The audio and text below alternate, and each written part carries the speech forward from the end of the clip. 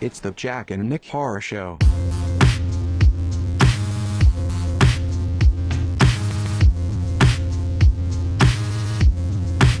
This is finally it. This is the episode that I predicted way back in like 2011 when we first did a year-end episode. I said, we're going to do an end of the decade episode at the end of the decade. And then we got old and lived through a horrible decade of, oh God, getting so much shit dumped on us. And man, we made it. We made it to the end of the decade, and now we have to do what we do. Arbitrarily rank horror movies in a list of best and worst. The top 10 best horror movies of the decade, and the bottom 5. We're each going to give a list, and then we're going to go over yours. Jack, I pretty much gave the whole show. What do you want? How excited are you for me? Excited. That's all I got. I'm so excited. Yeah, I mean, you're really enthusiastic. So scared. I think you're most excited that you won't hear me talk about this show ever again. I have made you promise that we would never stop podcasting till this moment. And now here we are. Right after this show, you could tell me we're never going to podcast again. And I'd be like, that's fine, Jack. That'll be the end of the show. We'll say our goodbyes to everybody. Yeah. Now, just now, did you hear that? There were 3 gunshots that just went off. I'm kidding. All right. We're not going anywhere for now. We're going to be right here. Nick, shall we begin? Yeah, it's time. It's that time. No, I am excited. I'm excited for you. My top 10 list again is I was just talking with you for a moment before the show. It's like one of those, like, I'm definitely sure. Well, I would say I'm definitely sure about my top 3. I'm not saying I'm not sure about the other ones, but I would say they're not in the exact order I want them in because they're all very different movies. So. Right. That's exactly where I am with my top. I would say my top 6. Any one of them could really be my favorite of the decade. Right. But I don't think that there were so many good horror movies. Like, yeah, can we talk about this? Almost like an Oscar presentation. You have to talk about the year that is behind us now. And like, man, the decade. The decade. Not the and year. This decade. I did that last time. Yeah, but I mean, this decade is like. How good was horror, man? Like, when you compare it to the decade prior, the Double O's, there were so many more movies that I was way deep into, and like big theater releases, which we weren't continually getting in the Double O's and stuff, you know? I'd say both good and bad. There were an overabundance of both. Yeah. Only because there are more movies now than there ever have been before. Right, so. But I think that the point I'm trying to make is that there were really a lot of like great movies this past decade compared to the one prior, where there were some, but I was just kind of like, I felt myself watching a bunch of crappy movies in the Double O's just because I was not taken with what was in the the sort of the stuff moving along the zeitgeist was not even good. There was a handful of good movies from that decade, but nothing that was quite. I couldn't compile a top 10 of the I know you liked Cry Wolf. No. I liked. All right, you want to hear some of my favorites of the prior decade? I'll tell you. 28 days later. 28 weeks. Okay. Move forward. Let's go. Let's do this. You ready? Yep. Do you want to go first? Or do you want me to go first? I guess. We're very, very, very organized here at the Jack and Nick Horror Show. Ready to go. All right, I'll go first. Fuck it. All right. You ready? Yes. Hang on. No, I was talking to the listeners. Oh, no. I have my list. Should I shake a paper as if I'm holding it? I'm going to shake my phone. You hear that? This is I want you to know that what I'm shaking. That's a Doritos bag. Don't fucking. It's not even paper. It's literally one of those things that you get in the mail from a life insurance company. That's like your return address, a sheet of stickers of your return address. That's what I'm shaking. Stop lying. No, don't make me prove it by reading you my address. No, I proved what I was reading with my printer last week. Okay, so, here we go. Number 10. Number 10. Yeah, we're going to do top 10 and then bottom 5. So top 10. First, we're going to shine a light on the best. And one of the absolute best this decade was from last year in theaters, It. It. Yes, I really enjoyed it. Dude, it was huge blockbuster horror. I haven't lived through huge blockbuster horror as an adult until this decade, and this one was, undeniably the biggest money-making horror movie I think ever, right?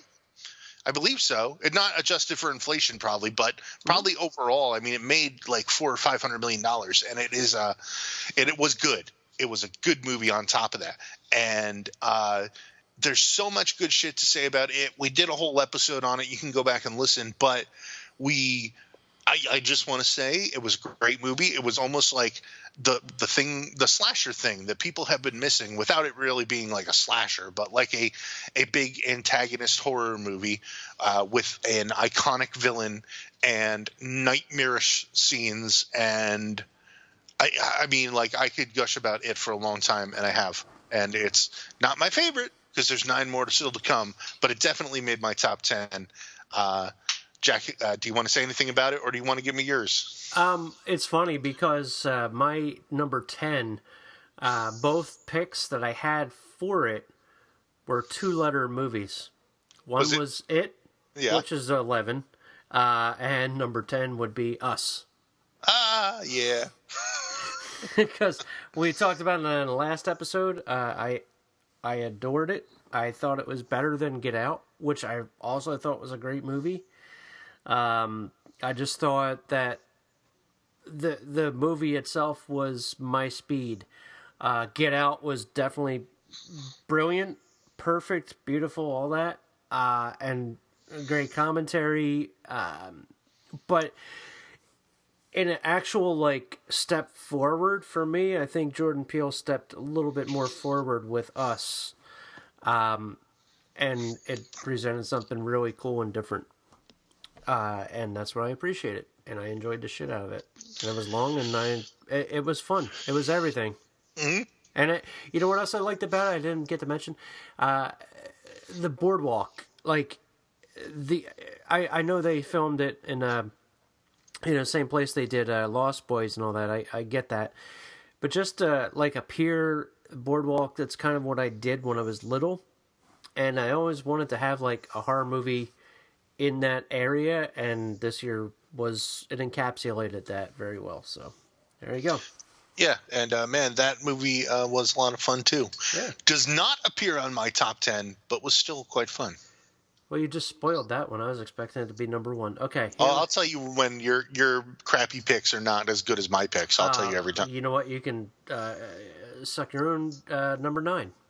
Wow. Okay. Because that's what 9 looks like. Anyway, go ahead. Number 9 is a movie about sucking your own dick.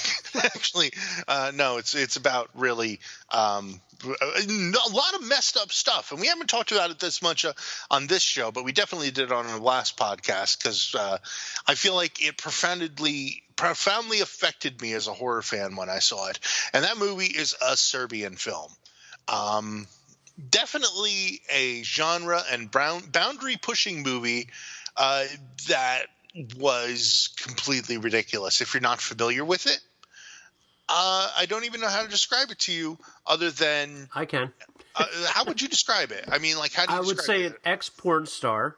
Yes, that part's true. Has, he's retired and he's just missing the excitement from his life. He's got a beautiful wife, a kooky brother who visits, and a little boy. And then there's a film director who wants to hire him for one last movie, like a comeback role. Yeah. No pun intended. And there's a little bit more than come on the back. Oof. And then He gets in the movie and finds out it's the most fucked up genre-pushing movie ever, and then he is forced to be in it. It's a downward spiral kind of movie. Yeah, the biggest dive that you could ever take that is also apparently an allegory for how government mismanages you and as a human being. So funny. I What's just that? thought about this movie the other day. This is weird. Right. Yeah. It is a movie that comes back to you again and again over time. Mm-hmm. Like still, like something will happen and you'll be, or if people ask you, hey, what's the most fucked up movie you ever saw? And you don't want to name something that's just like really stupid, like Monster or some sort of absolute garbage movie you've seen. You want to sound a little bit pretentious when you say it, and you go, a Serbian film, you see. And no, a Serbian film is great. It's actually good and great, and I don't recommend it to a lot of people because it is really got a lot of messed up stuff in it. Not gory, but like in terms of what the character goes through, it is really traumatic for the viewer. So, a Serbian film is my number 9. Jack. Yes. You got a movie there at number 9? I do. Ooh. And you'll notice a trend with mine. Upcoming. These are movies that I mostly have rewatched or want to rewatch all the time. Oh yeah. Definitely, dude. That was one of like the things that I was even thinking, like, as I made up this list. There's probably like from the past decade, maybe about 20 movies that I rewatched like multiple times, right? Mm-hmm. Maybe 25. And out of those 25, it's like, well, did I watch this one more? Do I feel like going back and watching this one now? Do I ever need to see it again? You know what? A Serbian film, though, I've seen like tons of times, and I feel like I'm good. Like, I'm good with that one, guys. I can walk away now. Yeah, you'll watch it again. Probably. I'll probably have a friend that's like, can you show me something really messed up horror movie, Nick Guy? And I'll be like, yeah, you're going to be sorry. You're number 9, please. Get ready for a shocker. The Predator. The Predator. The Predator. The movie you and I only are the 2 people who like this movie. I fucking love this movie. It was great. Look, it's goofy. It's fun. I watched it 5 times when I first got it. So it's pretty fucking good. And I showed it to my brother, who's pretty hard to please, and he enjoyed it. His wife enjoyed it. My girlfriend enjoyed it. I enjoyed it. She watched it a second time too. It was outstanding. And I don't have to describe it to you. You're probably like, this guy's an idiot. Next podcast. That's fine. Yeah, you know who the Predator is, people. You know what he does, and he did it well in this movie that only me and Jack like. I just think that it was a fun movie. Obviously, it could have been more fun, I'm sure, because of the editing and all that happened. But the movie was still a lot of fun. And absolutely. To have a Black Burt Reynolds in it, it makes it even better. So it was great. So next up for my number 8. Now, this movie, speaking of rewatching movies, I watched this movie. I probably rewatched it the most out of all the horror movies I've rewatched. Despite that, it is not my number 1, but it is my number 8. And it is Mandy from last year, starring Nicolas Cage. Guess what mine is? Number 8 is Mandy? Yes. Oh, yeah. Because, dude, what a great movie it is, right? It is. It is so goddamn good. Nicolas Cage is excellent in it. And, I mean, like, just visually, I have sometimes when I'm doing something else, I'll put that movie on in the background just because I like the aesthetic of that movie so much. All the fucked up visuals and the soundtrack, that one crazy hippie song in the middle of the movie that's made up for the cult. In case you don't know what it is Nicolas Cage and his wife live up in a cabin in the woods of Washington or Seattle or something, Canada, and they get like they run afoul of a demonic biker gang who come and try and kidnap Nicolas Cage's wife and put her in their cult, and everything gets bloody and demonic, but it is stylistically a purple and pink neon hell, and I absolutely love that. I can watch any movie that could be described as a neon hell and love it. In fact, the movie Bliss, not in my top 10, but the movie Bliss is coming on Shudder this week, and it's a neon hell movie. You know what else is a neon hell movie? Demons and Demons 2. Yes. Neon Maniacs. So I guess, do I have to say my number 7 since you said your number 8? Yes. Okay. So our number 8 was equally Mandy. Now my number 7 might not be the same as your number 7. It is actually a horror comedy. And I really love it. What We Do in the Shadows, a fake documentary about a group of vampires trying to live and be cool in New Zealand, and they fail at it. And it went on to become a TV show on FX, and the TV show was not bad. It actually starts off slow and then kind of became funnier, and I enjoyed it. I'm waiting for season 2, which didn't happen, strangely, and makes me think the show is probably forgotten about and canceled. But the movie lives on forever and is perfect. It is I don't think comedies are ever funny, right? Uh-huh. And this movie was funny and quite funny. It is probably my favorite.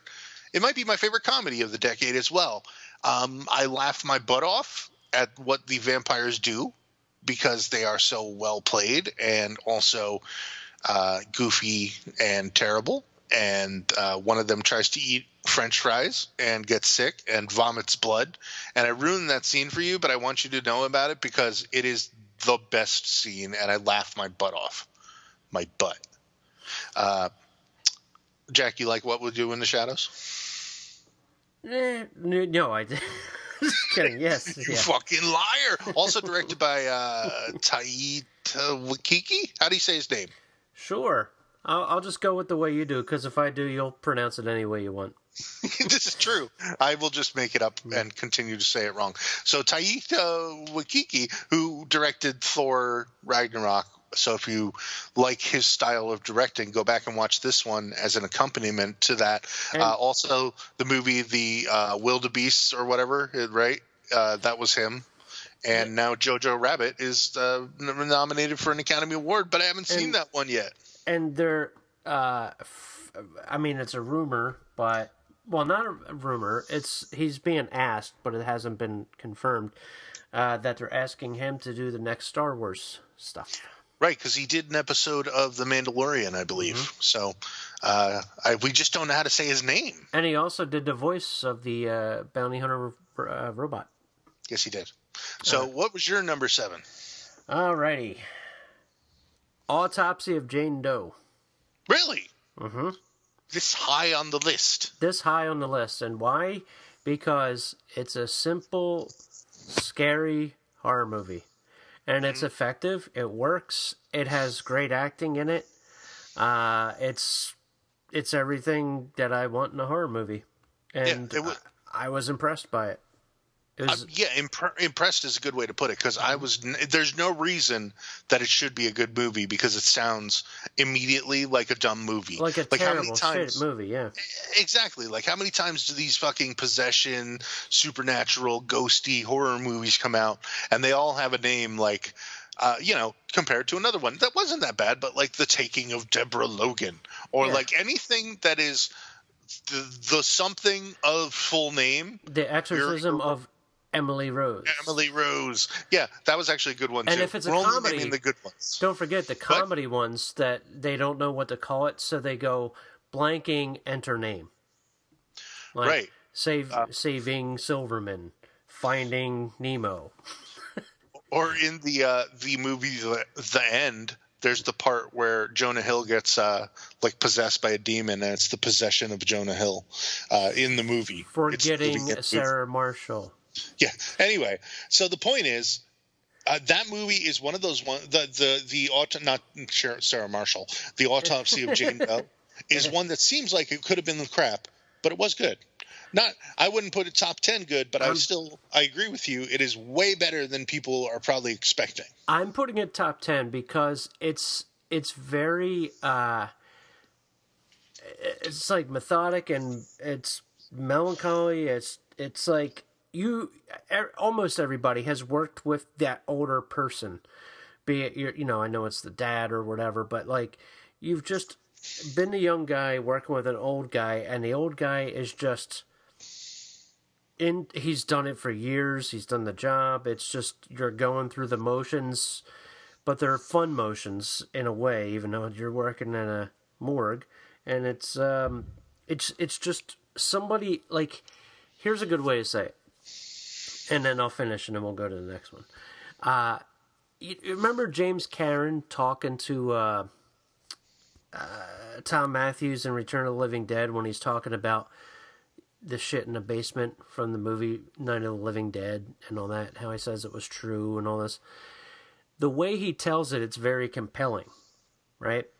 So imagine me trying to tell it, and then James Cameron. You'd prefer James Cameron. This movie is kind of like James Cameron telling you, here's the story about this girl that they found and they brought into this morgue, and then her fucking body. It's like, it's just very...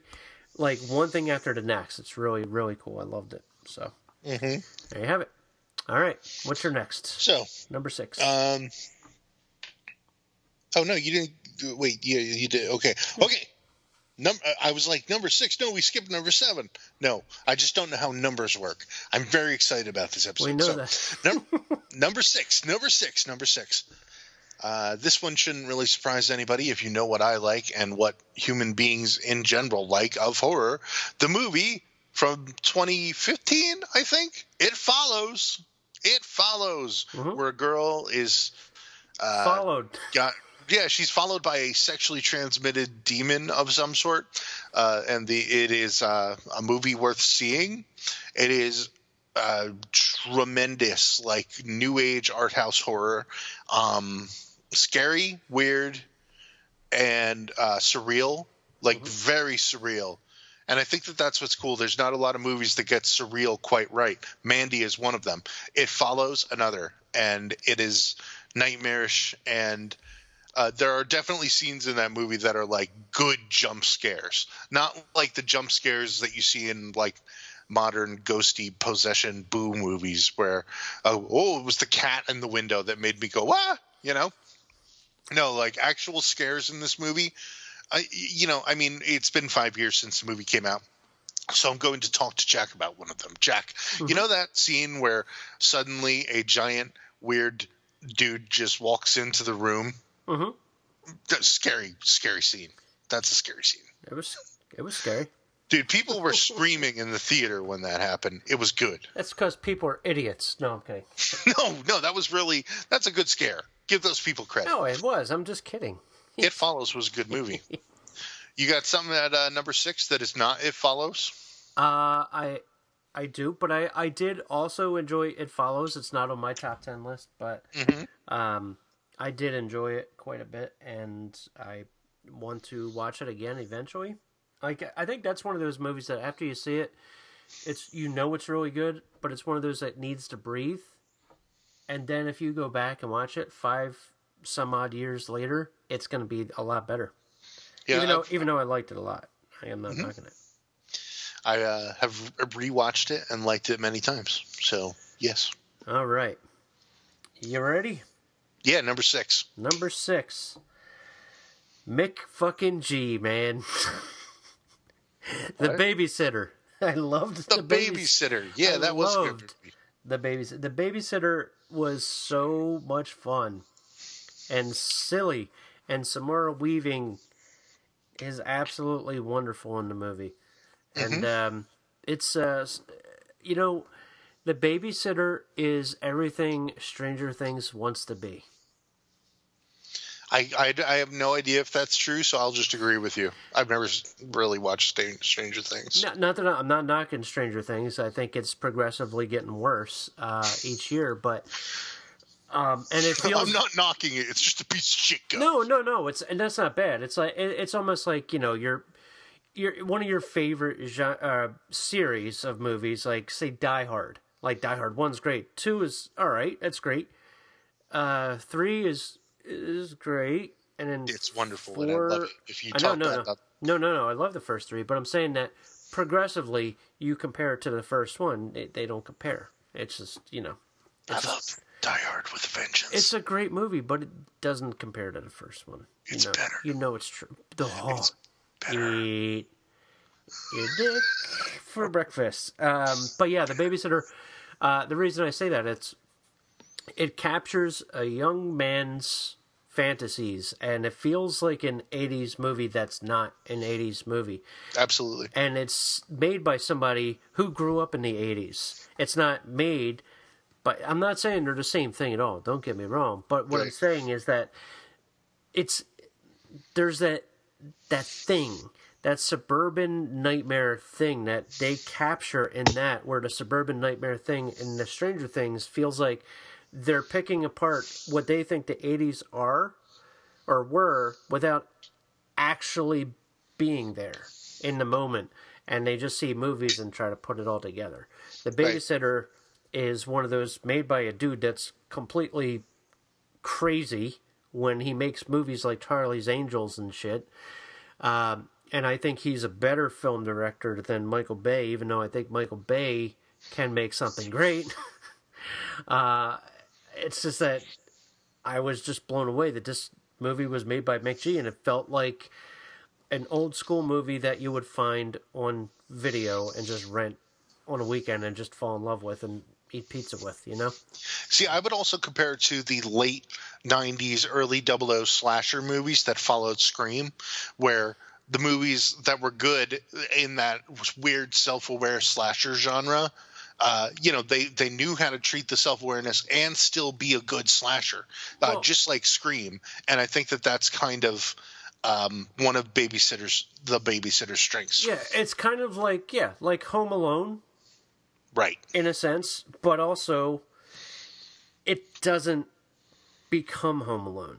And there are moments in it that are quite surprising. There are characters that you think are just throwaway asshole characters who actually have different turns, and you're like, oh, that's kind of cool and funny. So it was just a fun, ridiculous film, and I loved every second of it. And I wish it was on Blu-ray, but they're putting everything else on Blu-ray, like The Irishman and stuff. Oh, really? Yeah. Those weird direct-to-Netflix things, which The Babysitter was. Is it still on Netflix at least? Yeah, it's still on Netflix, but, I'd rather have a Blu-ray and, hear a commentary and stuff. I even think that Samara Weaving said that she wanted to do a commentary for it, but, So, now that we're in my top 5, literally any of these movies could have been my number 1. You're going to shit when you hear mine, but go ahead. I'm sure it's going to be, some pretentious pick that not pretentious. I didn't mean pretentious. I mean obscure. That's the word I meant to use. The ones that you like that are like the modern giallos that I don't even know the name of. No, you're going to know every single one of these movies. Okay, then I'm going to guess it in my head, and I'll put it in a little envelope, and I'll open that envelope right at the end of the show and say, is your number 1 Bah? All right, so wait on that. Okay. Because I think I'm right. Okay. Number 5. Number 5 is Get Out.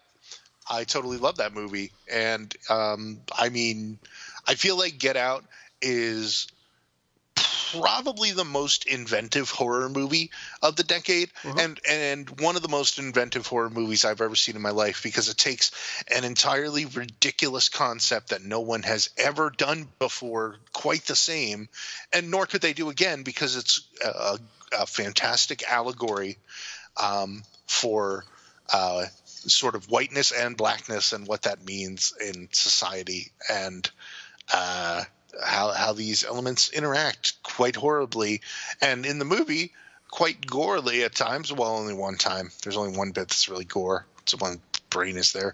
But it is a good movie and a great movie.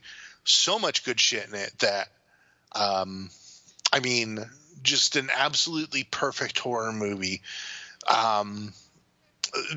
Everything about it, everything about the way the movie is made, and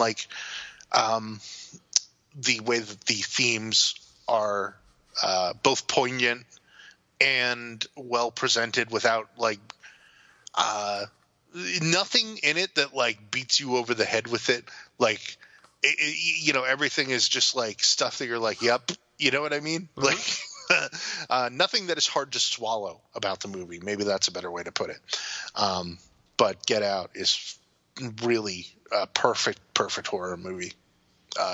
How do you feel about Get Out? Good.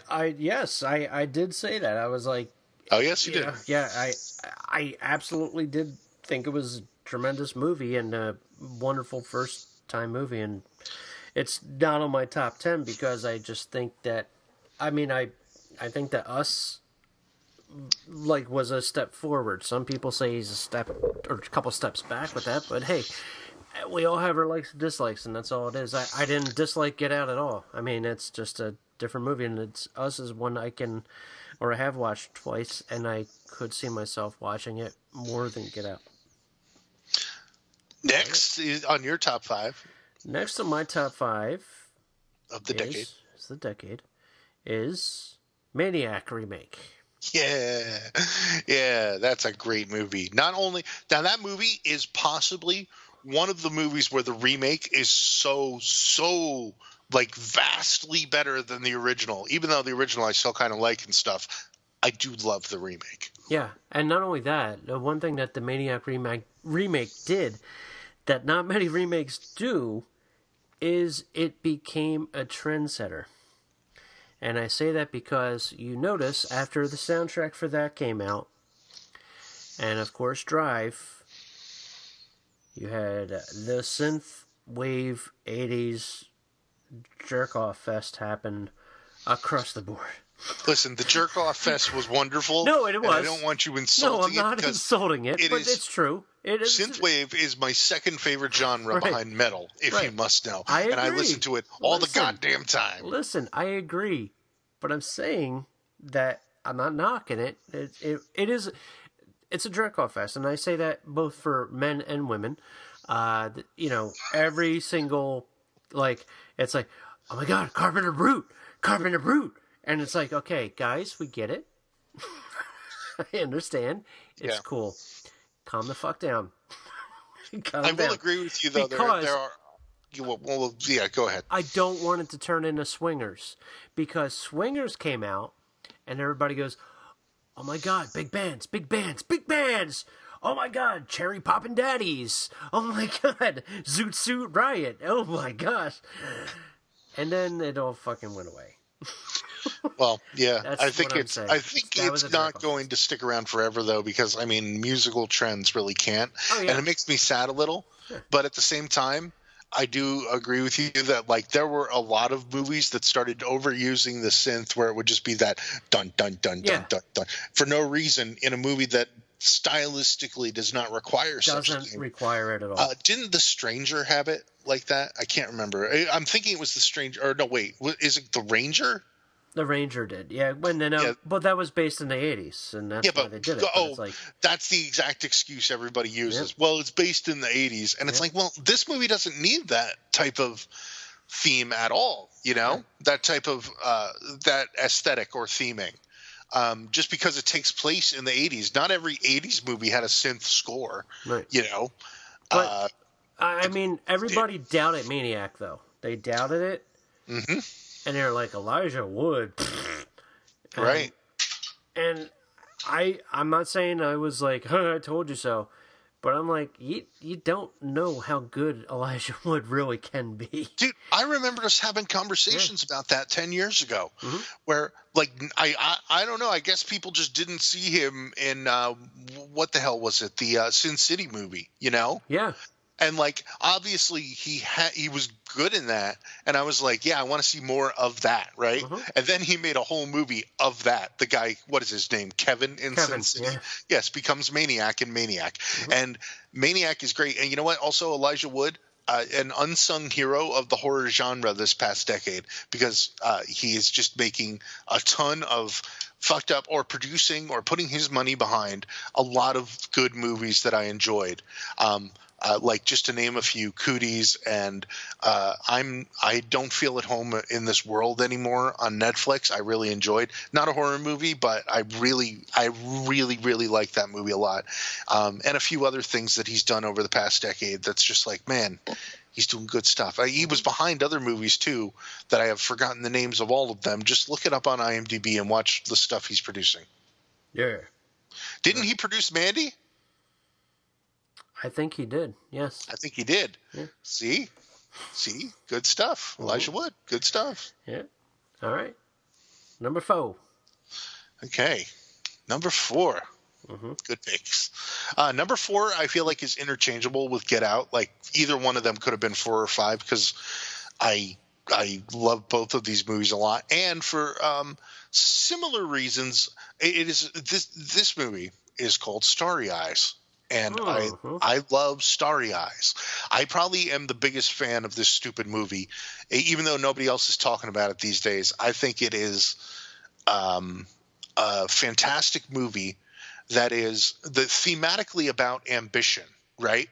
Mm-hmm. In a way that you and I have gotten sick and tired of people around us. Because when you're a podcaster, and this is a weird thing, when you're a podcaster, you suddenly meet other people who are podcasters, who are YouTube creators, all these different people, and you just start talking to people. And everybody has these fucking ambitions.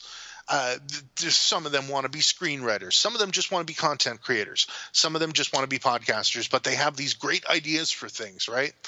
And then they follow up on them in the most half-assed way and never really cash in on their ambition. And this movie is about people kind of how much of your – like I would say thematically the question that best defines this movie is how much of yourself can you destroy in order to become successful, Mm-hmm.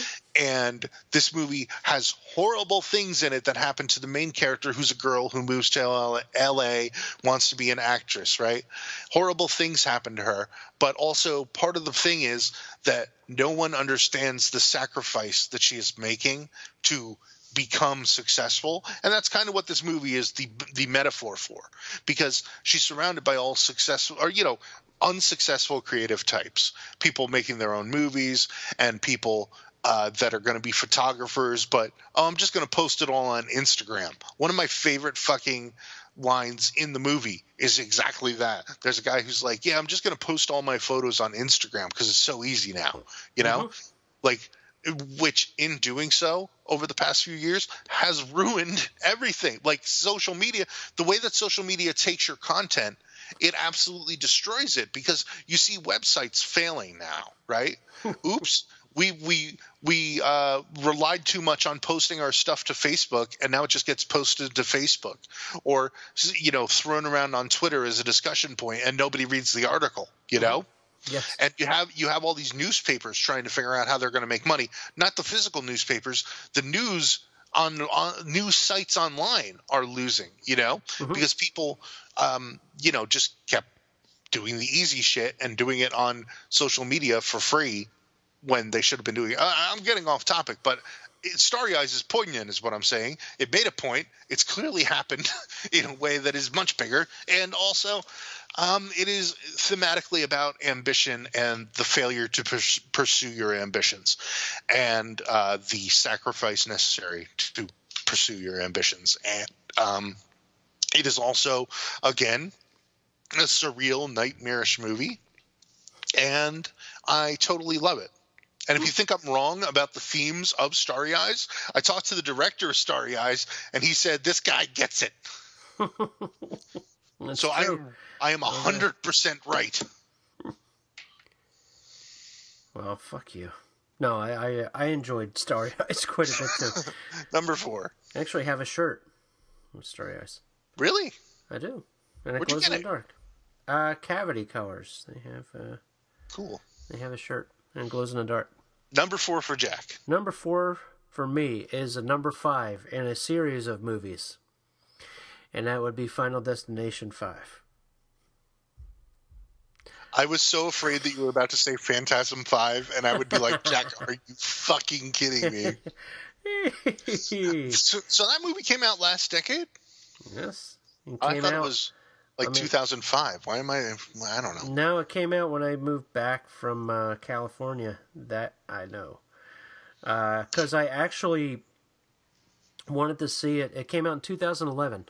I wanted to see it when it came out, and I didn't get to until it was just about to leave the theater, and I just went by myself, and I'm like, I have to see it. And I saw it, and I said, oh my God, this is the best Final Destination movie I've ever seen. And it's rewatchable. The cool thing about it is that it has some tremendous kills. It'll make your friends enjoy life. And also, the one dude that's in it who's not Tom Cruise, Miles Fisher, he made a music video for the movie, and it has the Final Destination cast in it, redoing Saved by the Bell and dying one by one in the video, and it's one of the most enjoyable videos you'll ever see, and you will not be able to get the song out of your head. But besides that, it was very clever, and I think one of the most clever sequels I've ever seen that ties it into the actual series rather than just be a cash-in like the previous Final Destination movies, like, 3 and 4 were. It just totally annihilates everything that followed, and I was like, this is just an enjoyable horror movie, and that's what it was. Loved it. Yeah, I remember you showed it to me a while ago, years ago, and it was way better than I could have expected because I had seen all of the goddamn Final Destination movies, and then I didn't even want to watch the 5th one, and you were like, no, trust me, it's good. And I was like, fine, if it's not, we're going to watch this movie I brought with me, which was The Vampire Assassin on DVD, and trust me, I made him watch that movie anyway, and it was terrible, and we laughed our asses. God, oh, man. Terrible. It was really funny. So anyway, yes. I don't even remember it. That's how bad it was. It was a Bad Blade ripoff called The Vampire Assassin, and the dude straight up plays Blade, except he's terrible at it, and he's a martial artist who also directed the movie. Terrible. I bought it for $1. Anyway. Oh man, so my top 3 are inarguably probably the top 3 of the decade, and number 3. I'm waiting for the one in so minute. Guys, go ahead. I'm sure that we have an entirely different top 3. We do. I guarantee it. Number 3 is Cabin in the Woods. That's it. That's the one that's submitted from my list. You don't have it on your list? It's not on my list. No. At all? Nope. You're a liar. I am not. It's not on my top 3. You're a fool, because it is a fantastic movie. It is. I'm not saying it isn't. And I've stood by this movie while people, when it came out, jaded horror fans said, guys, it's not that good. Everybody acted like it was good. And I just, stood there on top of the rock with my middle fingers raised. And here we are, 9 years later, and everybody remembers Cabin in the Woods, and nobody remembers anything else that came out that year, maybe. I don't know if that's true. Yeah, fuck all those people who didn't like Cabin in the Woods. It's one of the best movies. It is. Ever. I'm not knocking it. My only beef with it, and I gotta say this, is there was a massive missed opportunity at the last moment of it. If you haven't seen Cabin in the Woods, you had 10 years. You had 10 years, but skip forward if you don't want it spoiled. The thing that really bothered me, I did mention this before, not on this show though, was the cameo at the end. Because the cameo at the end was the same as a movie that came out prior to. I understand Cabin in the Woods was filmed before it was released, a lot longer before it was released.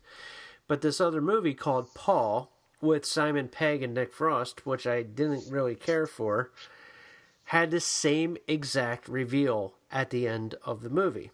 Same person. And then when Cabin in the Woods had the big reveal, I'm like, Jamie Lee Curtis, Heather Langenkamp, one of the... And then I went... I'm like... But she was in Paul. Nobody saw Paul. I know, thank God they didn't. But I'm like, but hang on a second. Nobody cares about Paul. I know they don't, but it's the same exact reveal as the person that's in charge of everything, and here they are. And it's almost verbatim, and I'm wondering if there was some kind of mix, even though I also don't think when I think horror, I don't think Sigourney Weaver. Granted, she was an alien. But when you're talking about Cabin in the Woods, the actual movie that you're watching, which is mostly about a cabin in the woods, and I know they have all the other creatures and all, everything is in it. But if they had Jamie Lee Curtis, it would have been better. It would have been a better cameo, and horror fans would have loved it even more, because when you think horror icon, Jamie Lee Curtis is at the top of the heap. Sigourney Weaver is for action horror, and I get that, and I agree 100%. I mean, Ripley is one of the greatest characters of all time. But Jamie Lee Curtis, horror icon, that's who it should have been. It wasn't, but now she's regretting it, and that's why she's doing Halloween. There you go. That's my little rant about it. Even though that happened, I still think the movie is one of the best movies ever made. And I'm not saying it's not top 10 quality for anybody. It's just not in my top 10. Wrong. Anyway. Number 3. You're going to get so mad. You're going to get so mad at my top 3. I'm going to. Oh, really? I think one of ours is the same. We're going to find out when we get to number 2. No, I don't think that one of yours could possibly be one of mine unless something happened. All right, here we go. My number 3. Casey Chamberlain, turn off your podcast right now. What? It's Strangers Pray at Night, man. Oh, yeah. I was going to say Strange Color of Your Body's Tears is not on my top 10 list as well, Nick, and you know how much I fucking love that movie. You know, because I had it at my number 1 3 years in a row. But it's not in my top 10. So there you have it. Strangers Pray at Night is another one that's one of the greatest sequels that surpasses the original tenfold, and it has everything you want in about an hour and a half movie. Straightforward. Here's some shit. It's gonna go down, and here's some awesome music and some cool callbacks that aren't too overt. There you go. Yeah, I talked about it ad nauseum on the show. So right, and that was a good movie. That was fun. Not in my top 10 at all. It's in mine. It's number 3. You want to know what is in my top 10? In fact, at number 2. I do. It is the movie, and I almost can't believe that my top 2 movies are found footage movies. In a decade when I thought found footage was going to go straight down the hole. You're going to hate yourself. Go ahead, please. Why am I going to hate myself? You're going to find out why in a second. Go ahead. Why, you pick found footage as well? No, go ahead. Please speak. Okay. All right, I'm waiting. Mine, number 2, is the movie VHS. Very good movie. Yes, it is. Very good movie. It is an anthology. Another thing I don't like, generally, is the anthology horror movies.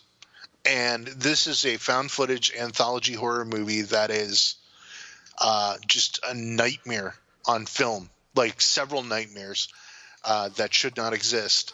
And it is right there. And it is I feel like a movie that has become quite underrated because how is it not a bigger deal, right? Mm-hmm. And I don't know. People forgot about VHS or just didn't see it. You know what? I feel like VHS would have done a lot better if, well, I don't know. I guess it's still niche no matter what because certain people don't like found footage, and you can't say, well, maybe if Netflix was around at the time, it would have done better because people still wouldn't like watching it on their home TVs as much. I don't know. Either way, watch VHS. Lots of horrible stories in it. Things that are just absolutely nightmares. The last video in particular, where they're in that haunted house where the house around them is changing in surreal ways, is just insane. Jack, you're number 2. I would say if you get VHS and VHS 2 and put certain segments in from 2 into 1, you would have the greatest movie ever made. Mm-hmm. But it didn't happen. All right. Are you ready? Are you ready for number 2? Yes. You sure? Because this is where you're going to hate yourself. Hate myself? Mm-hmm. Because after I get done saying my number 2, I'm going to say the title of the movie to you. You ready? Okay. You're next. Okay, why am I going to hate myself? Because you said it's going to be in your top 10. It's got to be. You did. You told me it was going to be in your top 10 of the decade. Last time. When did I tell you? The last time we were bullshitting, you were like, you're next. That's definitely going to be in my top 10. And guess what?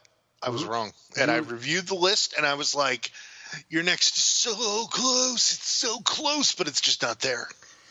Oh yeah, and my number 1 does... I'll tell you about my number 1 when it gets to it. But your next is a movie just like the song that's repeated over and over in a movie or in the film. I watched the movie repeatedly. I'd probably say I watched Your Next maybe about 12 times. Mm-hmm. And I enjoy it every time I watch it. It's just fun. It also encapsulates. I'm saying the word a lot tonight. My apologies. But it does get everybody from that bullshit mumblegore nonsense. But it just gets that whole group of filmmakers, throws them together in a fun horror movie that's not boring, mm-hmm. and it makes them just. It makes it fun. Not saying their movies are boring or anything. Some of them are. Yeah, but this movie's digestible. This is digestible a lot, yes, and it's something that I wish more people had seen, because it's just a fun horror movie, and it's everything you want. And plus, one of my favorite actors who is in like a lot of the Farrelly Brothers movies is Rob Moran, who plays the dad in this, and I was so happy to see him in a movie that wasn't a Farrelly Brothers movie, because the guy is a tremendous actor, and right. I loved it. I loved everything. You know, also probably, maybe the best in its subgenre, which is home invasion movies. Mm-hmm. Maybe there's one or two I like more, but definitely one of the best, especially this decade. In fact, in the past 15 years, I feel like, and it's kind of slowed down, maybe from 2005 to 2015, we got a ton of home invasion movies. And I am glad that trend is over, because it just how many times can you watch it? You know what I mean? Right. Like, oh, God, people are busting in. The cell phones aren't working. You know, a lot of these movies become the same over and over and over again. And then you have a movie like Your Next that perfects it and tells it in a perfect way that is smart, and just a great movie, you know, really wonderful movie. And then you even have a movie like recently, Ready or Not, which turns the idea on its head, and instead of a home invasion, it's you're stuck in the home with people who are trying to kill you, and you're trying to get out of it. Mm-hmm. You know, really, really interesting stuff. And Your Next is great. Probably would have almost made my top 10, but like really, when I looked at like the impacts that like it and Serbian Film and Mandy had on me, it couldn't jump over those. That's the only reason it's not in my top 10. So I agree with you. Great movie. Not shooting myself. It's cool. Well, thank God for that. All right. Next, your number 1. Right. Remember when you said that if you could take scenes from VHS and VHS2 and combine them, you'd have a perfect movie? Yeah, that's my number 1. My number 1 and 2 are the perfect movie because my number 1 is VHS2. Because VHS2 takes the entire nightmare, surreal movies that should not exist, found footage things that are almost like, you know, film-like stuff you'd see online that was like, you can't believe what was found. And, you know, of course, it's a fake video. But in this universe, they're all real videos, right? Mm-hmm. And the part 2 has the 2 best in the VHS franchise, the best segments. Because there is also a third VHS, which sucked horribly. For the most part, there was actually one good segment in it, but because it does not compare to VHS 1 and 2. VHS Viral, that one is not as good. But VHS 1 and 2, VHS 2, the two segments I'm talking about are, there's one from Timo Gianto, where the characters are a documentary crew filming a cult in Indonesia, and it is absolutely insane, and demonic stuff happens that is impossible and nightmarish and horrible and wonderful. I love that movie. And then the final segment by was it Jason Eisner? Mm-hmm. Yeah, Jason Eisner. There's a slumber party full of young boys who they get abducted by aliens, and it is so horrific for me, because I've told this before on our podcasting years, but like, my greatest fear is gray aliens, and like, this movie throws gray aliens at you so horrendously and like horrifically, just, you know, dragging the people into the water. It was so horrible. You got to see it. I can't describe it to you. Wait, what's this called? VHS 2? Yes, VHS 2. And I think both these movies might be on Netflix currently, or Shudder, one of the other.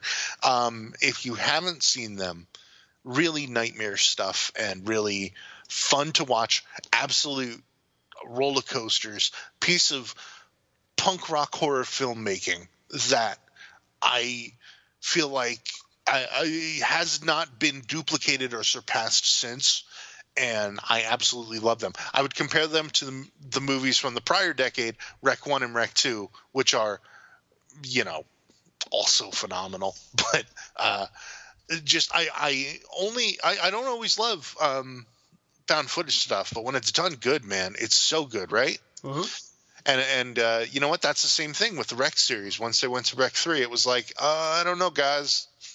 You know, it wasn't bad, but it was not Rec 2, but you know, yeah, they're that's like, pretty much it. They're just like, here's a movie, I guess. It's yeah. So when I told you before that I put your number one in an envelope and I was going to open it from the back of my brain right now, the number one that I thought you were picking was your next, but it was number 2. Did you open your when you open the envelope? Did you see ABCs of Death in there? No. No, because it's not my number one movie. I know it's not. Is it the strange color of your body's tears or whatever? No, I have already said that it's not. Okay, then I really don't know. You really don't? Wait, can I guess? No, because you've had a guess and your guess was fucking wrong. You're right. I was wrong twice. This one came out in 2011 as well.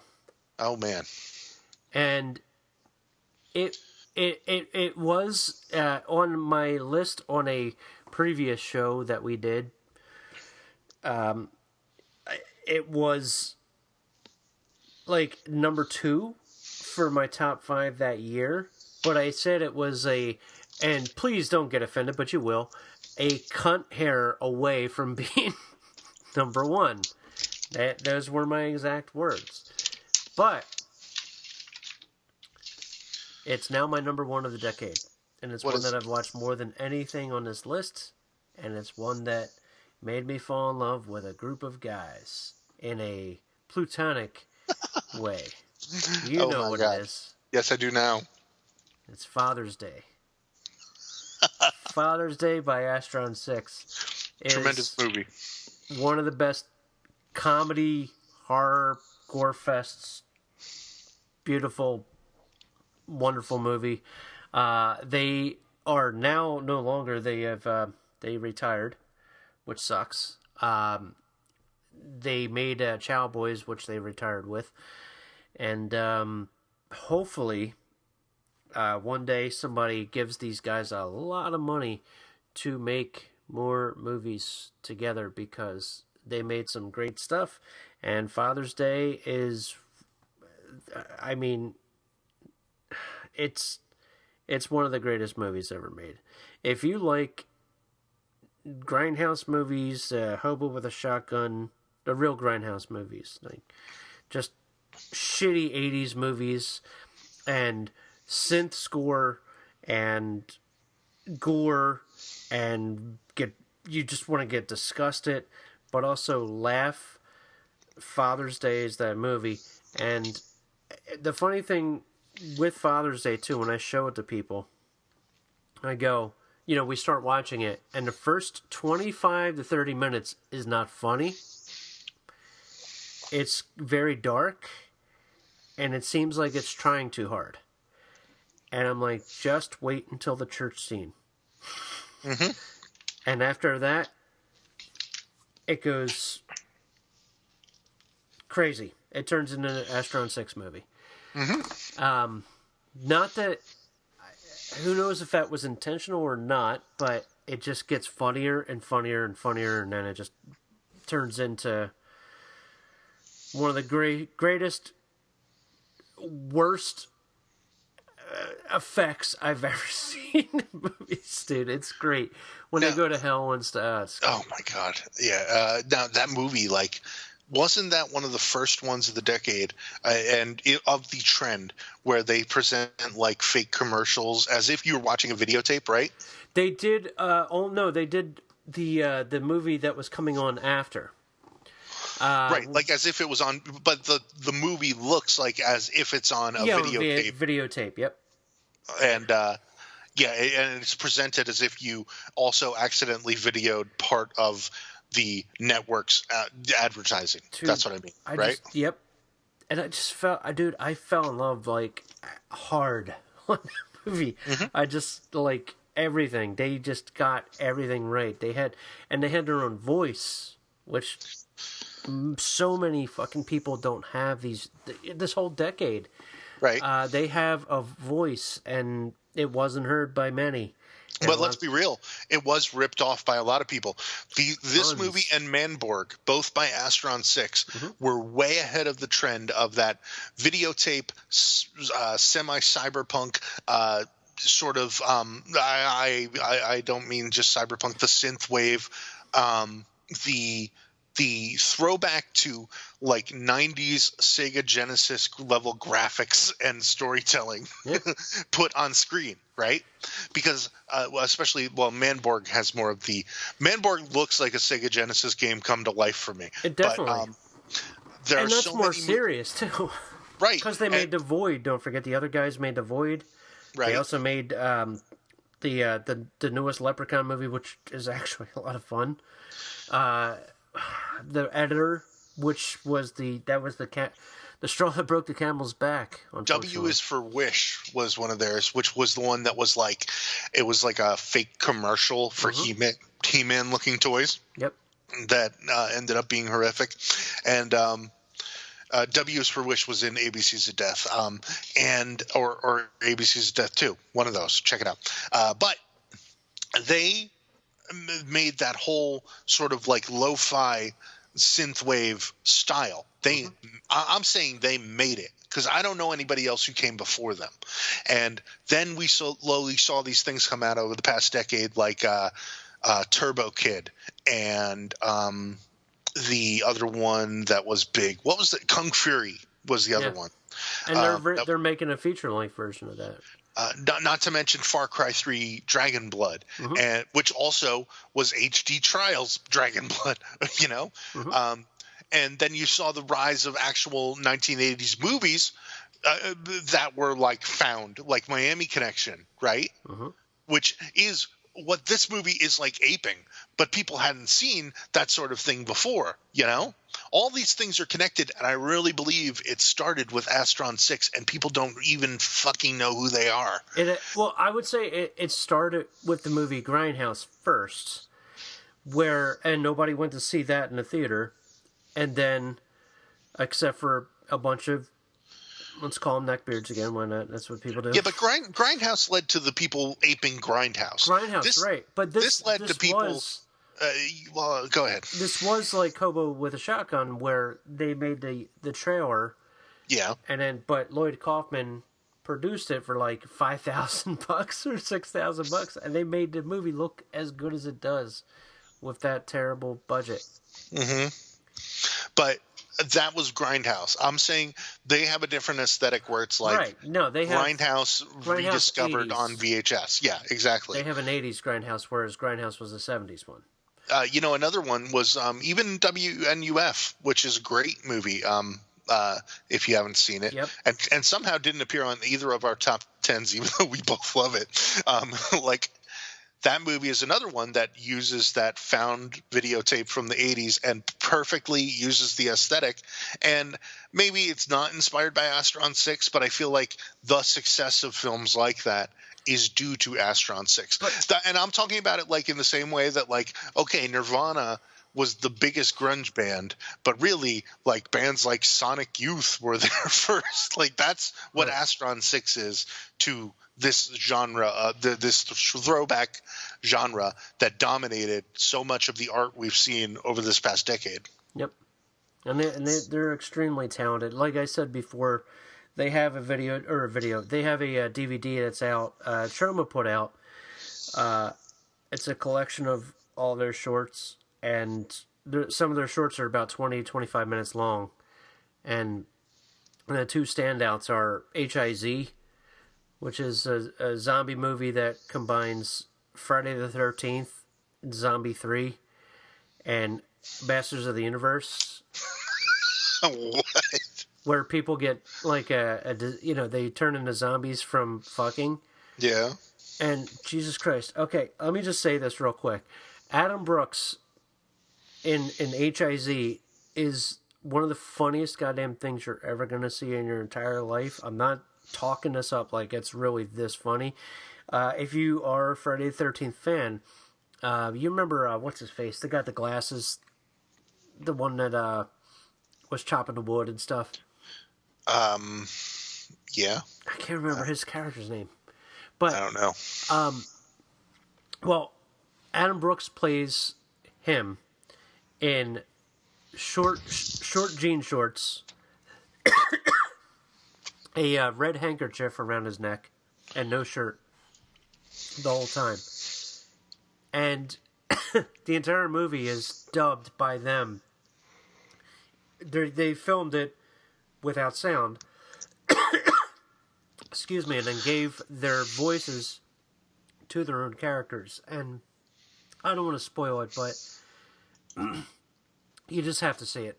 It's one of the greatest performances. And Cool Guys is it's based on all the 80s teen comedies, like what the hell was the one? Hard Bodies. The theme song alone is Hard Bodies. Like, they go so deep into what they are mimicking. Even with the editor, they went so deep. Everybody's like, people call all Italian movies giallos, like every single one. Even when it comes to The Beyond, oh, it's a giallo. Oh, it's a giallo. It's not. It's a fucking horror movie. It's like a fucking zombie movie. But they go so deep into shit that is very obscure. And I think that's what kind of killed them. Because people just didn't get it. But then they watch that shit and then they go, oh, well, maybe I should start watching this stuff. Then they watch it, then they get it, but it's too late. You know what I mean? I don't know. Mm-hmm. But Father's Day is goddamn fucking brilliant. It's wonderful. It's a shame. It's kind of like, they're kind of like they're five guys that made like a Cheech and Chong movie that this whole decade missed out on. See, though, here we are naming a bunch of movies at the top that were like, these movies were made by small collectives, both our number 1 and 2. Uh-huh. Both, they were made by small collectives of great filmmakers, and more people should have seen, blah, blah, blah. We sound like the most pretentious losers in the world. And we both, even though we named different movies, we both did the same thing. Yeah, but the point is, though, that these are our personal favorites. Oh, definitely. And it's like, we don't give a fuck what anybody thinks. Shit, if I had my way, I'd put The Last Jedi as number 1. No, I wouldn't. But you know what I mean? Like, I'd be like, suck my dick. I liked it. I don't care. I don't care what you fucking think. It's my right. stupid opinion. You can disagree all you want with everything on my list. I don't give a shit because it's what I like. It's what was your favorite non-horror movie of the decade? Was it non-horror of the decade? Was it Once Upon a Time in Hollywood? That's my guess for you. Yes, it was 100%. Yes, mine was Scott Pilgrim vs. the World because I fucking love that movie and I watch it a billion times. Dude, I've watched Once Upon a Time in Hollywood 7 times. Mm-hmm. No, actually 8 times, and it just came out in July. So, all right. Let's go to the worst. Good list, by the way. Okay. I'm glad that our list is different too. I'm glad. Yeah, I'm glad Except we did too because we actually. You know what? Well, no, it's good because we both got to name the ones that probably would have been runners up on each other's list, and we both got to express our love for all these movies. And I think that the people listening, if you haven't been following us since 2011 and missed us talking on all these movies, now you people at home have a giant list of movies that you can go and watch that are good. You know, yep. And that's the most important thing. It's what we have been podcasting for since the beginning is to lift up these movies that nobody's watching so that they can go and go, what the hell was that? You know, yep. I hope that I named at least 3 what the hell was that movies. And so did Jack. And then every person gets 6 of them. Go home and love them. Next up, our bottom 5. Oh, man. Now, on this podcast that we're doing currently, the Jack and Nick Horror Show, we don't normally go into negatives just because we wanted to focus on, like, lifting stuff up, like I just said last sentence. Yeah. But I have to make us liars because at the end of the year, we always name our least favorite movie. And this being the end of the decade, we have to do the bottom 5. It's a necessity. Granted, on the old podcast we used to do called Slashercast, we used to tear into bad movies all the time. But it's pointless. It's pointless to do that all the time. So doing it here, it's going to be a rich, creamy, negative fest for a couple of minutes, and then we're going to talk about your favorite movies of the decade that you sent to us after this. So, Jack, do you want to go first on this one since I went first on the last list? Sure. Frankenstein's Army, number 5. Oof, dude. People love it. People love this movie, too. But you know what I didn't like about it? Everything? Everything. It's almost like somebody just shit in a toilet and said, here's some turds, and then flushed it, and then the movie's over. That's what Frankenstein's Army was. So bad on so many levels. Cool creature effects. Not even. I don't think that people are full of shit, and I'll tell you. No. I mean, like, does it look like they put the guy on the stilts was cool. Yeah, they put some effort into it. However, they had no story. It's an effects reel. It's like Sky Captain of the World Tomorrow. It's an effects reel of bullshit. And it sucked. It was boring. I don't even care about the guy on stilts. That whole guy on stilts thing has been done for live things forever, from Cirque du Soleil to old Marilyn Manson shows, to Rob Zombie shows I've seen live. Like, it was nothing. I've seen this. Like, oh, the guy with stilt arms is so good. Nah, fuck you. That movie, I also found footage, but it looks like it was filmed with a regular film camera, and it's supposed to take place in 1942 during Nazi times. If you haven't seen Frankenstein's Army, it's about some Nazi doctor who made a bunch of mutants, and it terrorizes people who were found footage filming it. Like, dude, found footage 1940s movie. Like, that alone should tell you the level of quality you're about to get.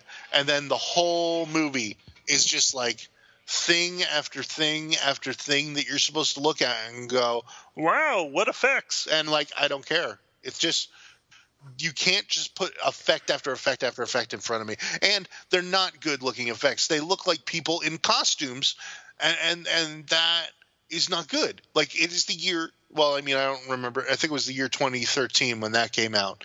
You can't just show me a guy who looks like the equivalent of a 1950s guy in a zipper costume and go, wow, look at these practical effects. Like, it doesn't, that alone does not win.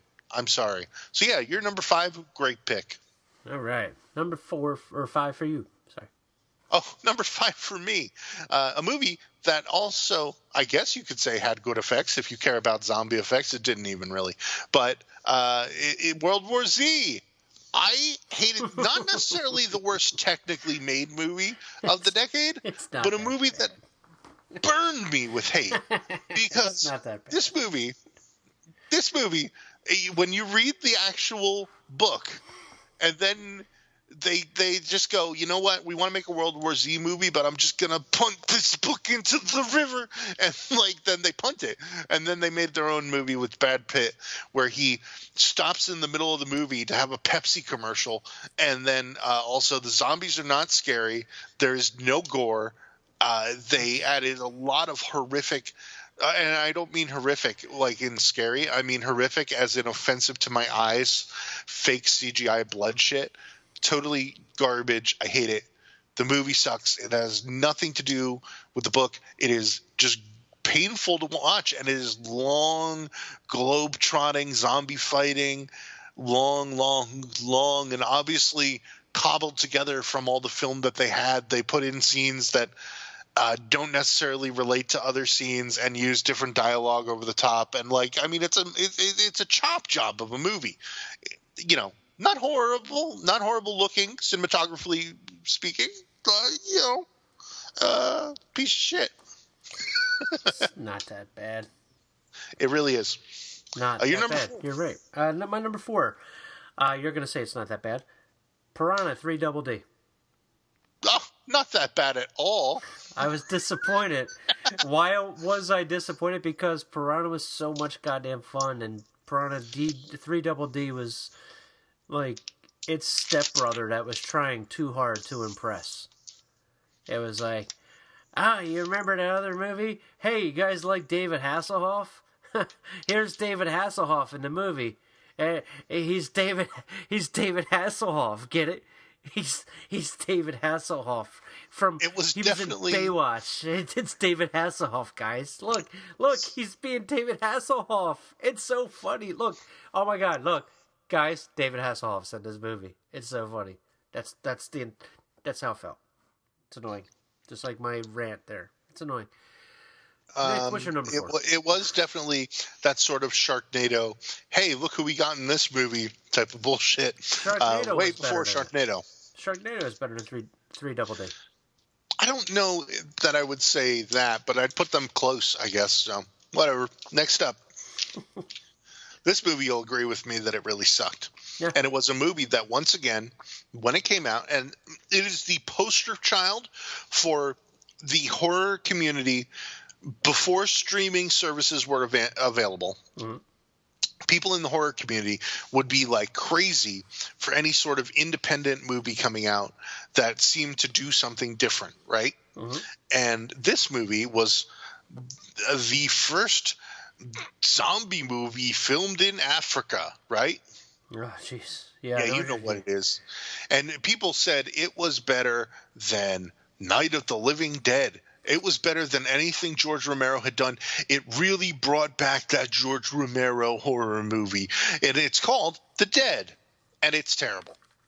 It is like, unlike what I just said with World War Z, where World War Z is not a terribly made movie, The Dead is one of the worst horror movies I have ever seen in my life, where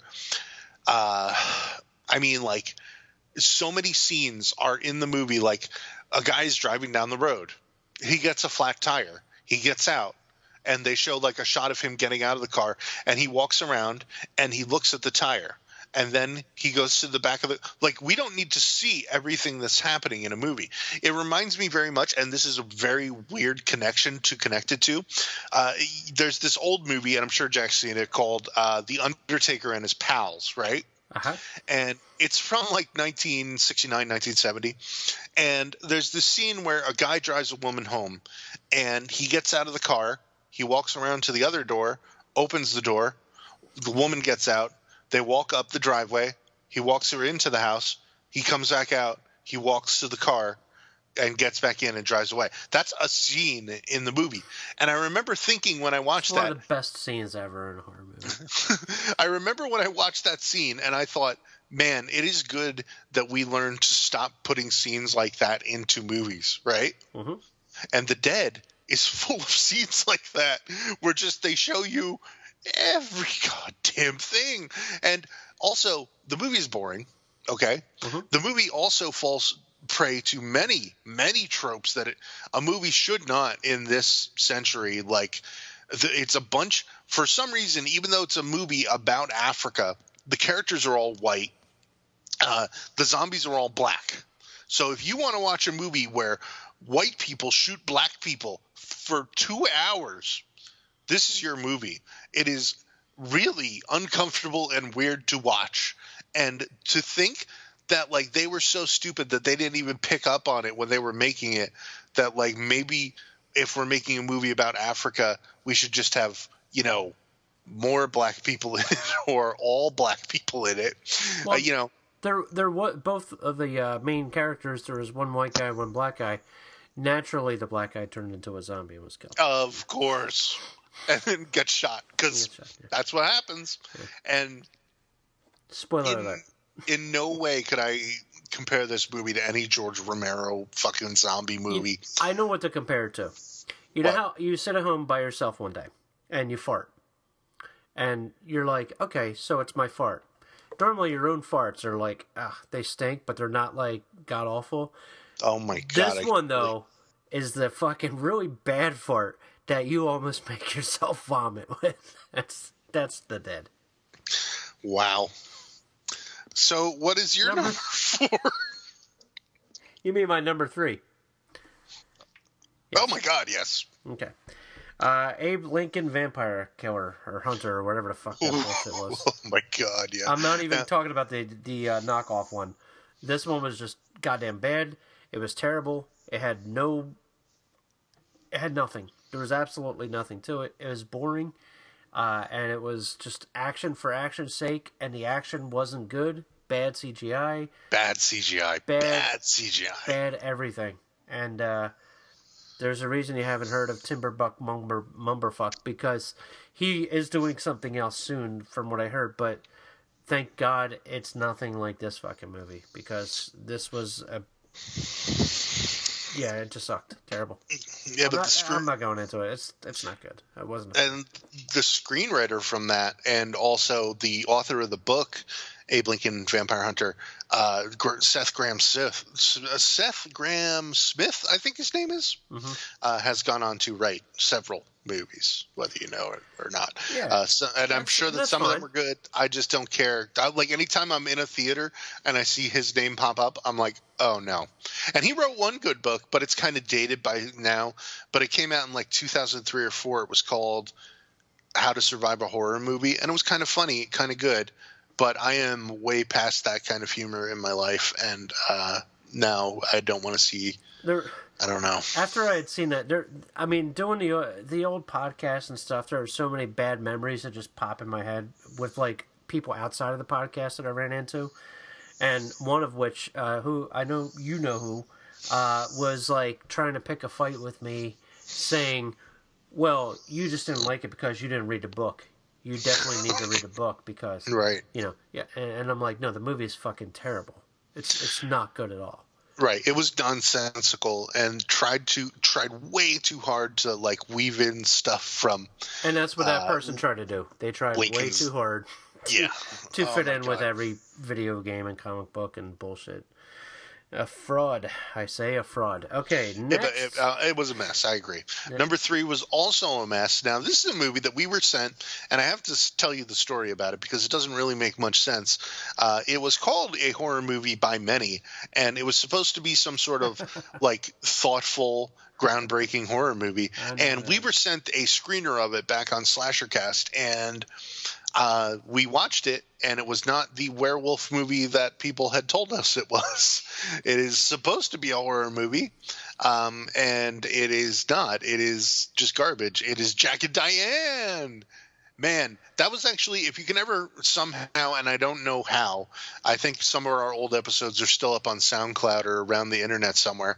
If you could look up Slashercast Jack and Diane, and if you can actually hear us, I have never in my life ranted more angrily at a stupid movie than when I recounted the entire movie of Jack and Diane as best I could from memory and just ruined the movie.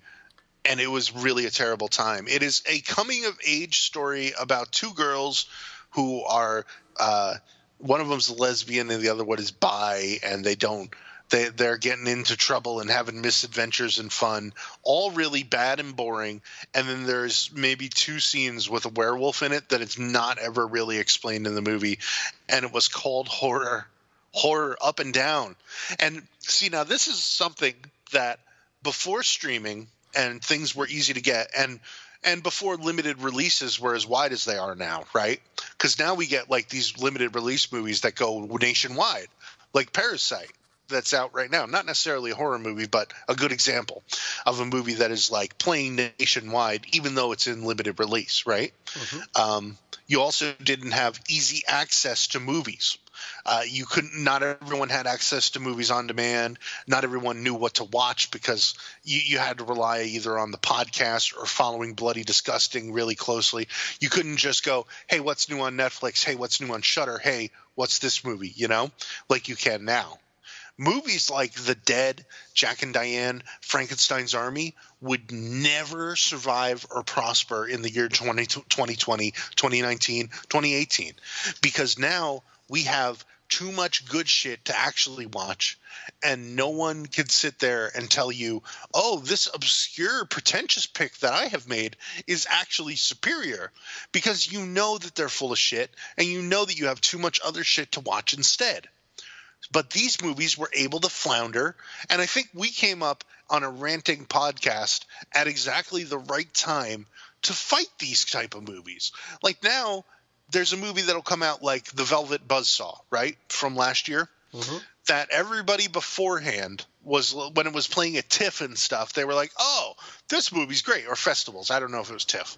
I think it was TIFF. They were like, oh, this movie's great. Wait until you see it. When it came out on Netflix, it came out like one of the, as Jack said, the farts you make at home. Like, it just came out as nothing, you know? Mm-hmm. Like, The Velvet Buzzsaw, a year later, I watched it last January. It is a year later. I can barely remember it. And also, no one is talking about it, you know? I forgot about it until you just mentioned it. And how many movies are there like that now that immediately fall off the radar? Whereas they used to go up on a pedestal, but now the pedestal got kicked out from under them. Because there's so many of them. That's why. Right. There's too much to watch now, yeah. And we know that the actual good stuff has risen to the top in some respects. So that's a good thing about streaming. One thing that we cannot complain about streaming is the access it has given to people who didn't necessarily go hard after stuff like you and I used to. We don't have to go and sift through like 100 movies anymore to find something good. We have a much better recognition of what is terrible. We have a better radar. Exactly. So anyway, you're number 3, or you're number 2. We're almost done with the bottom 5. He's really bad with math, people. It's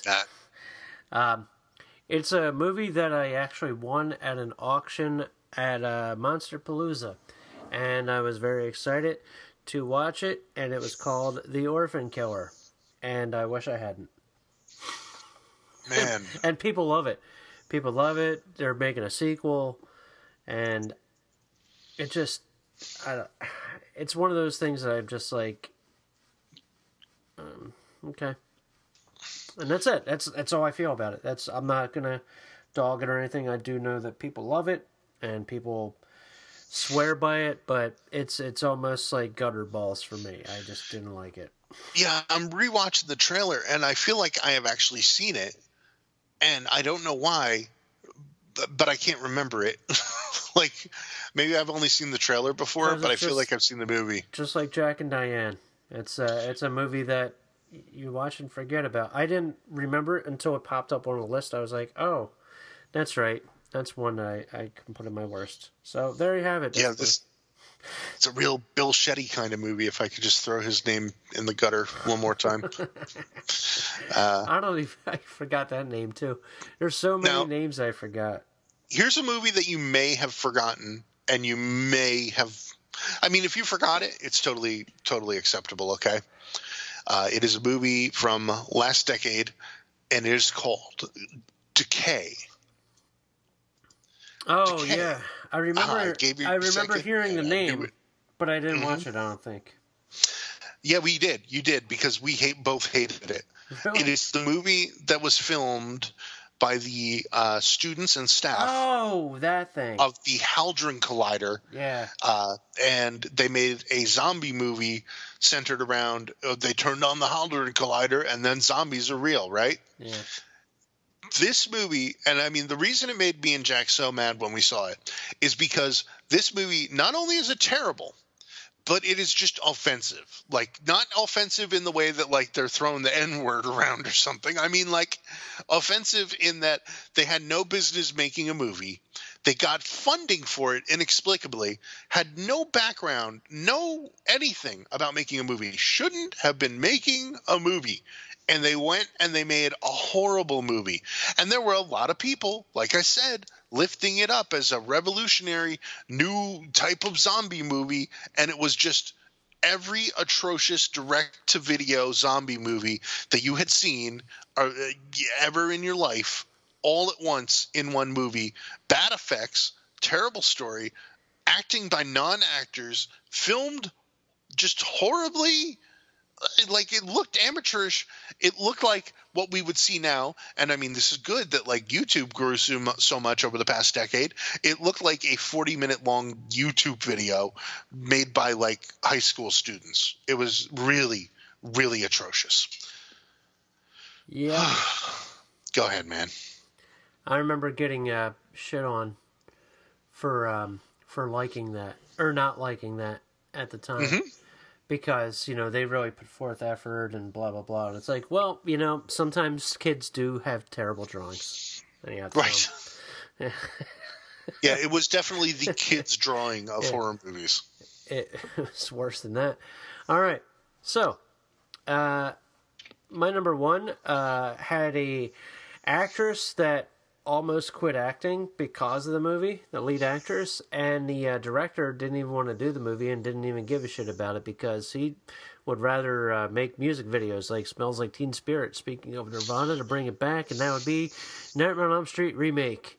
That wasn't this decade at all. Yes, it was, wasn't it? Definitely not. Well, it is now. Okay. I thought it was 2010. Wasn't it? No, that was the Jason one was this decade. Wasn't it? 2010. What? It was 2010. I was. Oh my right. God! It was totally this decade. I apologize humbly. I walk away. You should walk away. Just walk away. Walk away from this fucking movie. Walk away. Because it's terrible. That's why I picked it. I did my research. I know I did it. I had to fucking double check, and I'm like, oh no, Nick's wrong again. The Jack and Nick is Wrong podcast. Yes. But yes, you're absolutely right, man. That movie is it's lazy. It's an affront to God. No, it's just terrible. It's almost as lazy, or it's not as lazy as Texas Chainsaw 3D, but it's fucking lazy. And I didn't mention Texas Chainsaw 3D, which was on my top 5 or bottom 5. But then I'm like, yeah, there's other bad ones. But that thing. Whatever, but yeah, the Nightmare on Elm Street. Yeah, I love the original Nightmare on Elm Street, and everybody's gonna bitch about the remakes of movies that they love. I understand, but I gave this motherfucker the benefit of the doubt. I said, you know what, I'm gonna go see it, and I already have my preconceived notions of it, but I don't care. I'm just gonna go watch it, and hopefully I enjoy something out of it. Mm-hmm. And I went, and I nearly fell asleep watching a Nightmare on Elm Street. Yep. Remake. And man, I feel like the one real big loss in that movie was that Jackie Earle Haley probably could have played a better Freddy if he wasn't wearing that face piece. Yeah. That made him look like a horrible burn victim. Like, make him look like Freddy, and he could have been good. They had the option, dude. They had the option to make it, like, turn it on its head and make it so that he wasn't a child killer or a child molester. And they blew it. I mean, the parents kill him, and then he comes back for revenge and then kills all the... Like, that would have been great. But no, they're like, nope, by the way, he'd like to diddle with kids. Here's some Polaroids. Right. Like, they went all the way whole hog pedo. Yeah. And not in a way that's like... Like the thing that they fundamentally misunderstood about what people like about Nightmare on Elm Street and Friday the 13th or Hellraiser is that, like, you kind of root for the bad guy in those movies. Yeah, but they make them likable to a degree. Like, yeah, you want to see them get what they deserve in the end, but you enjoy the mess they are making. You enjoy the chaos of it, like you enjoy the Joker tearing up Gotham City. Right, but the first Nightmare on Elm Street, the original, obviously, the guy was he was a child murderer. And he was scary, and you didn't know that much about him. And then this one here is just like, oh, and by the way, here's a flashback of him, and here's him with nudies of kids. Awesome. That's great. But and that's how it's presented to you. It's like, oh, by the way, here you go. And, right. and it's like, oh, and by the way, I just found these Polaroids while I'm in Freddy's dungeon. Right. And I mean, like, they present the pedophilia in a really uncomfortable way, and it's boring too. Like, it's just right. It's unearned and boring, and like, I don't want to hate Freddy. I don't want to go and see a Nightmare on Elm Street movie where I hate Freddy. And I mean, like, there have been many different portrayals of Freddy by one person. Robert Englund, he played Freddy in the original movies where he's scary, and then he's a Bugs Bunny cartoon character in some of those movies. But then in Part 7, he is also scary, reinterpreting the role that he did in the early movies, in New Nightmare. And just that, like, there are so many ways you could play Freddy, and like, to just go, nope, he was an actual pedo. Like, terrible, And I think of that one scene that they had in the movie where he's yelling, "No, I didn't do it. I'm innocent," when they're burning him. Yeah. And I was like, oh, cool. Maybe that's the angle that they're going for in this movie. Nope. No, they are not. And it was really a mess of a movie. And yeah, fuck Samuel Bayer. He used to make some good videos back in the 90s, but the 90s were now more than 20 years ago. So you know how many movies he's made after this? None. Zero. There's a reason for that. Absolutely. All right. Next. So my number one is a movie that is hard for me to even describe. And I'm going to try. Okay. I'm waiting. The movie is called Borgman. Oh, not Man Borg, which I mentioned earlier as being good. Somehow this movie has the reverse of that name, which is, in this case, Borgman. Borgman is not about a cyborg. It is not about anything. It is a horrible, horrible horror movie that is so boring to watch. Here's the description on the Google page here. It just says, a vagrant turns the lives of arrogant upper-class people to a psychological nightmare. It is a foreign movie with subtitles. I think it was Swedish. And this dude just shows up at the home of rich people and is like, I am homeless and I'm coming in now. And he comes in and he lives there. And terrible shit happens. Sometimes he turns into a wolf. Sometimes they make you think he's the devil. None of it makes any sense. I read reviews just for fun the other day. Not the other day. It was about a month ago when I was putting together my list of top 10 of the decade movies. I went back and read old reviews of the movie, and they are so utterly pretentious and garbage reviews. You just can't believe it, Mm-hmm. And I mean, it's so bad. Nothing happens throughout the movie. Everything that does happen makes no sense. And it's supposed to be surreal, kind of like, not it is attempted surreal movie. Okay. An attempt at being surreal. And instead it just throws a bunch of like nightmare stuff together that makes no sense. And, then is not about the devil, but kind of seems like it's about the devil. Also, just, really bad. I feel like I should read the whole plot to you from Wikipedia. It's 3 paragraphs long, and I'm just going to say I'm not going to do it. It is just nuts, dude. Nuts and like stupid. Go watch the trailer, people. Don't watch the movie. Just go watch Borgman, the trailer, and you will be like, what is going on in this? And trust me, you take that feeling you're feeling and splay it out for like an hour and a half or 2 hours or however long the movie is. An hour and 118 minutes. That's 2 hours. 2 hours of garbage. Garbage. Jack, you didn't see that one. I did not. Well, there you go. All right, we're going to go with listener picks. We hope you enjoyed our list, and let's do that now.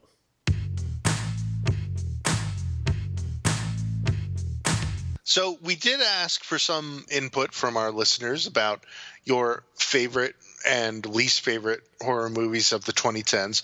We didn't get a lot of responses because we only put it on Facebook. I forgot to put it on Twitter repeatedly, so I apologize to those of us who follow on Twitter.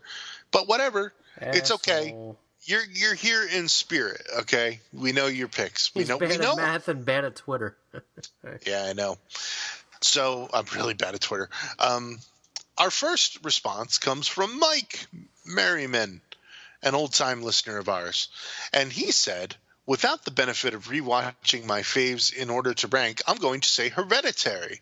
It was the complete package for me: scare, story, score, wicked conclusion, and an honorable mention to The Witch, Blackcoat's Daughter, and The Lighthouse. I'm sure I'm forgetting, but I have already gone on long enough. Yes, you have. Enough. So I still haven't seen Blackcoat's Daughter, and I've only ever heard good things about it. I think that might be a movie you would really, really, really, really love. I got to see it, man. What if it's my favorite of the decade and I just fucked up my decade list? I have a feeling you did, but go ahead. God damn it. The Witch, great movie. Not a top 10 for me, but certainly a fantastic movie. It was close for me. Honestly, yeah, me too. I'm close. I would put in top 20 probably, but not a top 10. But very good. And The Lighthouse, I am yet to see. I did manage to see Parasite, but not The Lighthouse. They're both kind of playing now, so. Let's see. What else? And Hereditary, he said.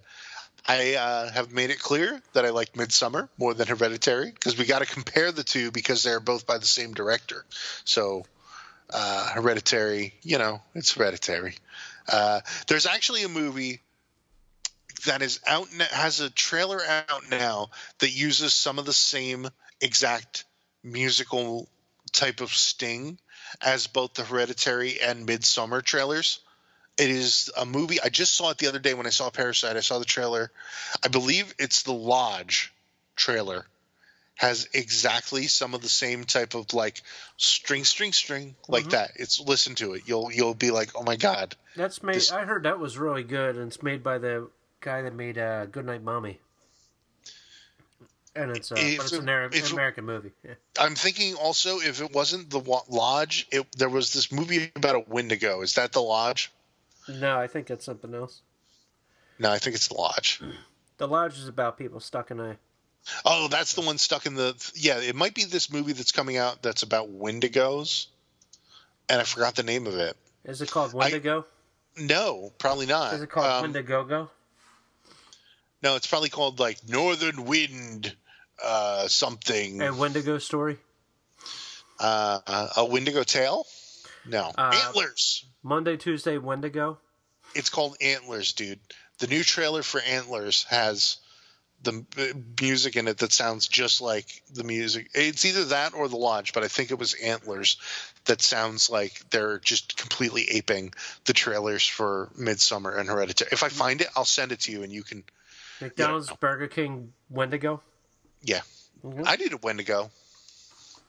And then I'd become a Wendigo. So anyway... Paula Hansen from the band Hansen says, best. And there's a picture of the Greasy Strangler. I actually expected that to be in your top 10. I was thinking about it, but I'm like, I watched it once. I enjoyed the shit out of it, and I'll watch it again eventually.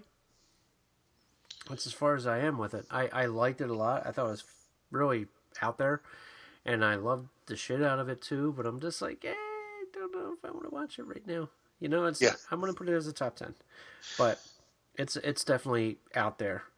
Absolutely. And one of those dudes, or the guy that made that, he had a thing in ABCs of Death 2, I believe it was.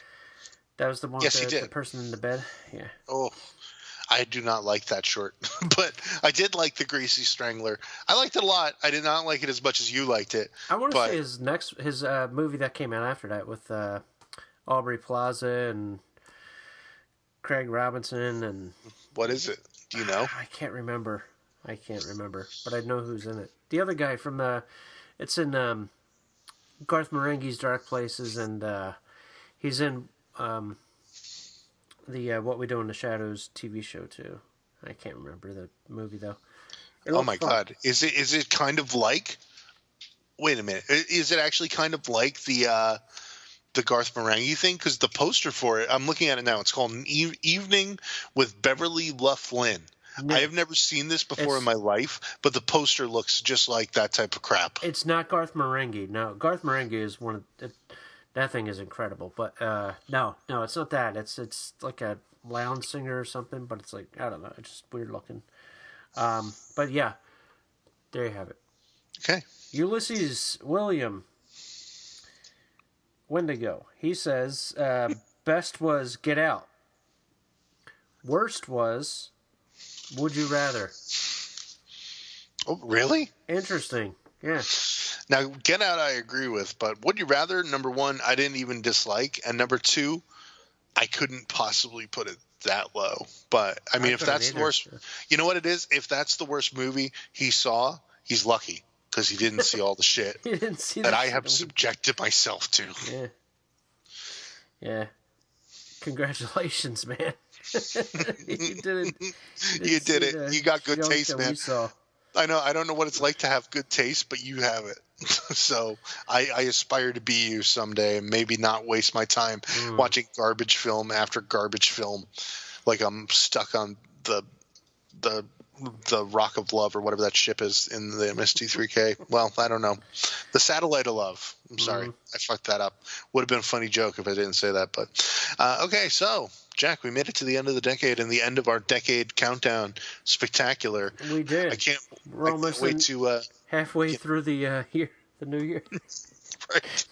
And so everyone look forward to in the year 2030, assuming we're both still alive. Oh, damn it. Why'd you have to say that? Now you jinxed it. We're going to die. You know what's funny is I said that about the 2020 episode and we both made it. So oh, okay, cool. Maybe that's the way we're going to make it. Right. To 2030, when we will once again count down the best of the decade. Yeah, why not? Let's do that. Stick around. Follow us around here. You know, we'll have another episode that is not a countdown episode after this one. We got to come up with some good ideas for this year, I think. We really got to come up with some. We'll come up with more listener stuff. We'll get you some of you assholes involved. And anyway, some of you cool people too. There are assholes out there. We're assholes. We say it all the time. It's okay. It's all good. I think we made it. So you got to go to bed. I have to go to bed. I got to go play video games. It's what we do. So I will talk to you again, and I want you to know, thank you. Thank you for podcasting with me for 9 years now.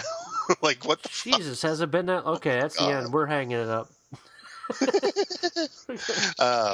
Man. So thank you. Follow us on Twitter. I'm at New Jersey Nick. You're at Tweet. I'm at Tweet. You just tweet. Just look up Tweet. You'll find me. That's great. Tweet Jack Built. Is that it? Tweet Jack Built. Yes. All right. Cool.